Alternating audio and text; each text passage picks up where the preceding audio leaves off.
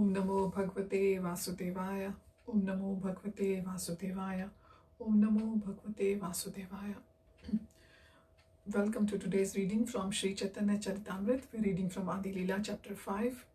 Mukam karoti vachalam pangum langhayate girim yat kripatarmam bande Shri Gurum Dinatarinam Paramananta Madhavam Sri Chaitanyeshwaram Hari Om Tat Sat.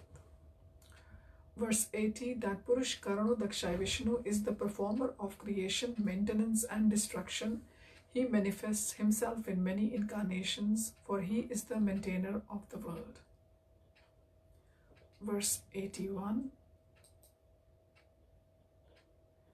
that fragment of the Supreme Lord known as the Mahapurush appears for the purpose of creation, maintenance and annihilation, and is called an incarnation. Verse 82, that Mahapurush is identical with the personality of Godhead. He is the original incarnation, the seed of all others, and the shelter of everything. Verse 83, the Purush Mahavishnu is the primary incarnation of the Supreme Personality of Godhead.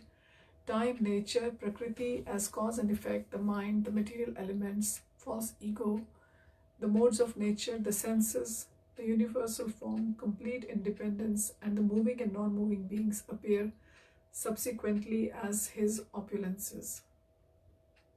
Purport: describing the incarnations and their symptoms, the Laghu Bhagavatamrit has stated that when Lord Krishna descends to conduct the creative affairs of the material manifestation, he is an avatar or incarnation. The two categories of avatars are empowered devotees and Tad Ekatma Rupa, the Lord himself. An example of Tad Ekatma Rupa is Shesha, and an example of a devotee is Vasudev, the father of Lord Krishna. Srila Baldev Vidyabhushan has commented that the material cosmic manifestation is a partial kingdom of God, where God must sometimes come to execute a specific function. The plenary portion of the Lord through whom Lord Krishna executes such actions is called Mahavishnu, who is the primal beginning of all incarnations. Inexperienced observers presume that the material energy provides both the cause and the elements of the cosmic manifestation, and that the living entities are the enjoyers of material nature. But the devotees of the Bhagavad school, which has scrutinizingly examined the entire situation, can understand that material nature can independently be neither the supplier of the material elements nor the cause of the material manifestation. Material nature gets the power to supply the material elements from the glance of the Supreme Purush, Mahavishnu, and when empowered by him, she is called the cause of the material manifestation. Both features of the material nature as the cause of the material creation and as the source of its elements exist due to the glance of the Supreme Personality of Godhead. The various expansions of the Supreme Lord who act to empower the material energy are known as plenary expansions or incarnations, as illustrated by the example of many flames lit from one flame. All these plenary expansions and incarnations are as good as Vishnu himself.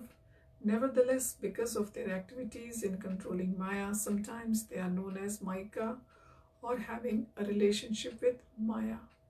This is a verse from Srimad Bhagavatam 2.6.42.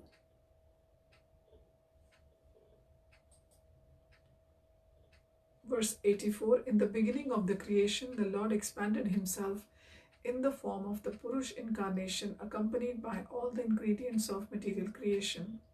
First, he created the 16 principles, energies suitable for creation. This was for the purpose of manifesting the material universes. Purport: this is a verse from Srimad Bhagavatam 1.3.1. The commentary of Madhva on Srimad Bhagavatam mentions that the following 16 spiritual energies are present in the spiritual world: Shri, Bhu, Lila, Kanti, Kirti, Tushti, Gir, Pushti, Satya, Jnana, Jai, Utkarshini, Vimala, Yogamaya, Prahavi, Ishana, and Anugraha.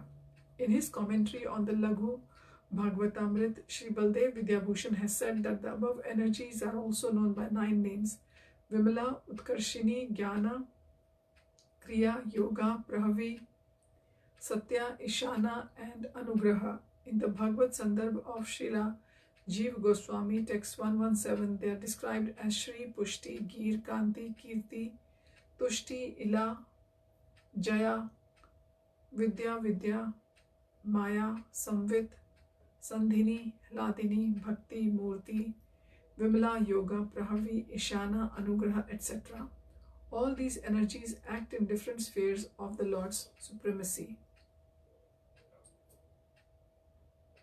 Verse 85, although the Lord is the shelter of everything, and although all the universes rest in him, he as a super soul is also the support of everything.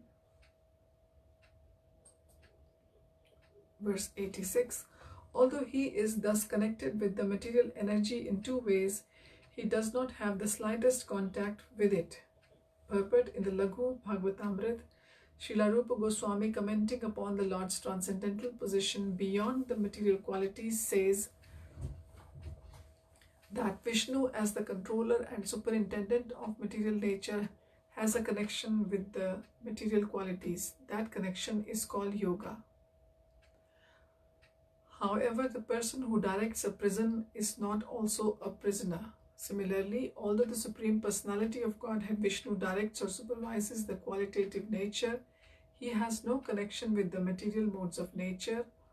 The expansions of Lord Vishnu always retain their supremacy. They are never connected with the material qualities. One may argue that Mahavishnu cannot have any connection with the material qualities, because if he were so connected, Srimad Bhagavatam would not state that material nature, ashamed of her thankless tasks of acting to induce the living entities to become averse to Supreme Lord, remains behind the Lord in shyness. In answer to this argument, it may be said that the word guna means regulation. Lord Vishnu, Lord Brahma, and Lord Shiva are situated within this universe as the directors of the 3 modes, and their connection with the modes is known as yoga.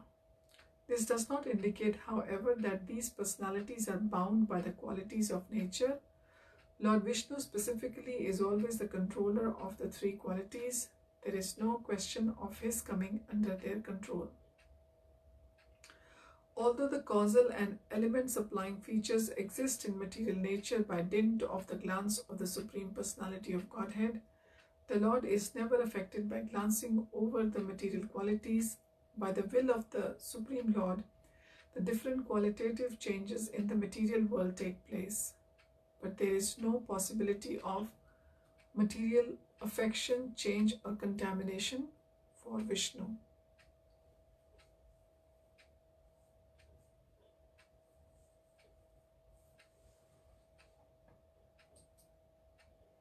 Verse 87, this is the opulence of the Lord. Although situated within the material nature, he is never affected by the modes of nature. Similarly, who have surrendered to him and have fixed their intelligence upon him are not influenced by the modes of nature. This verse is from Srimad Bhagavatam 1.11.38.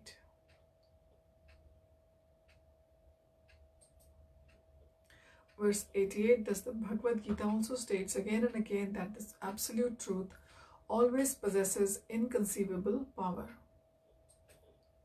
Verse 89, Lord Krishna said, I am situated in the material world and the world rests in me, but at the same time I am not situated in the material world, nor does it rest in me in truth.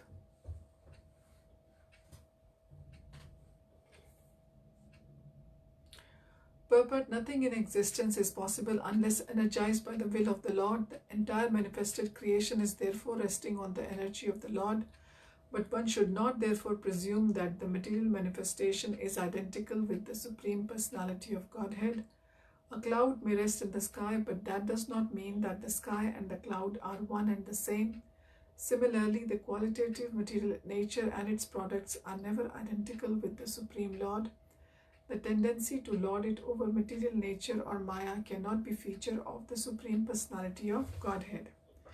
When he descends to the material world, he maintains his transcendental nature, unaffected by the material qualities in both the spiritual and material worlds.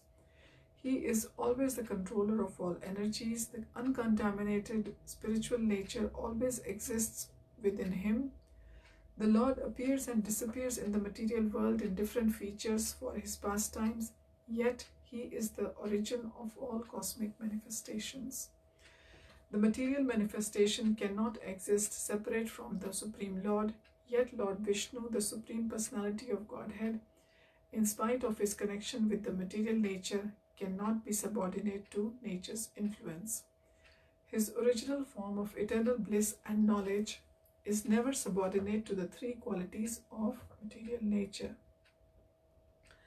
This is a specific feature of the Supreme Lord's inconceivable potencies.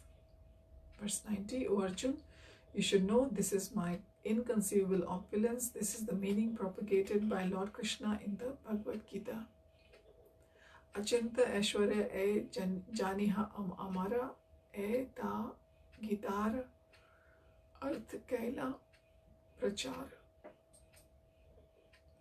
Verse 91, that Mahapurush Karano Dakshai Vishnu is also known as plenary part of him who is Lord Nityananda Balarama, the favorite associate of Lord Chaitanya.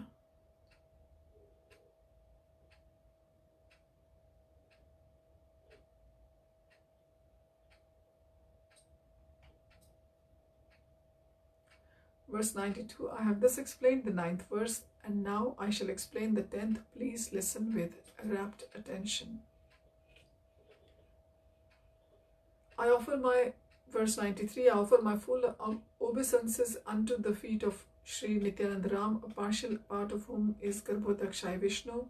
From the navel of Garbhodakshai Vishnu sprouts a lotus that is the birthplace of Brahma, the engineer of the universe. The stem of that lotus is the resting place of the multitude of planets. Purport: in the Mahabharata Shanti Parv, it is said that he who is Pradyumna is also Aniruddha. He is also the father of Brahma. Thus Garbhodakshai Vishnu and Karnodakshai Vishnu are identical. Garbhodakshai Vishnu and Kshirodakshai Vishnu are identical plenary expansions of Pradyumna, the original deity of Brahma, who is born from the lotus flower. It is Pradyumna who gives Brahma direction for cosmic management. A full description of Brahma's birth is given in Srimad Bhagavatam 3.8.15 to 16. Describing the features of the three Purushas, the Lagu Bhagavatamrita says that Garbhodakshai Vishnu has four-handed form, and when he himself enters the hollow of the universe and lies down in the ocean of milk, he is known as Kshirodakshai Vishnu, who is the supersoul of all living entities, including the demigods. In the Satvata Tantra, it is said that the third Purush incarnation, Kshirodakshai Vishnu, is situated as a supersoul in everyone's heart. This Kshirodakshai Vishnu is an expansion of Garbhodakshai Vishnu for pastimes.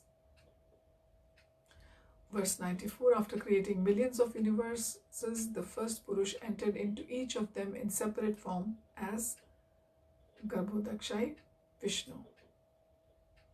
Verse 95, entering the universe, he found only darkness with no place in which to reside. Thus he began to consider. Verse 96, then he created water from the perspiration of his body. With that water filled half the universe. Verse 97, the universe measures 500 million yojans. Its length and breadth are one and the same. Verse 98, after filling half the universe with water, he made his own residence therein and manifested the 14 worlds in the other half. The 14 worlds are enumerated in Srimad Bhagavatam, 2nd Canto, 5th Chapter. The upper planetary systems are Bhu, Bhuvar, Swar, Mahar, Janas, Tapas and Satya. The 7 lower planetary systems are Tala, Atal, Vital, Nital, Talatal, Mahatal and Sutal. The lower planets as a whole are called Patal. Among the upper planetary system, Bhu, Bhuvar and Swar constitute Swargalok, and the rest are called Martya. The entire universe is known as Trilok.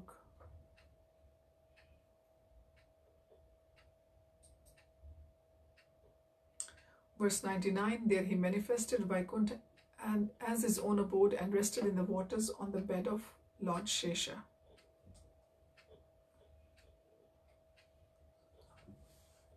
So we'll continue from here onwards next time. Thank you for joining. Hari Om Tat Sat. Hare Krishna.